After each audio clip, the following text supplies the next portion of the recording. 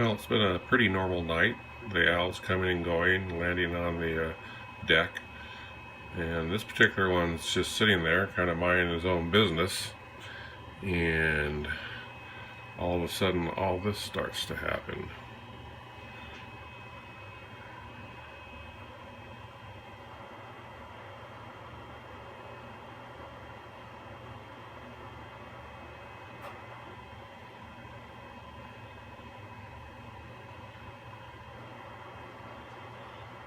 So we got three of them. I'm not sure which one's Bonnie and which one's Clyde and which one is the intruder.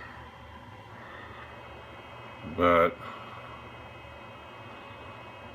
something's not right here. I don't know if one of them caught the other one fooling around or what. But they end up all flying away within a couple minutes.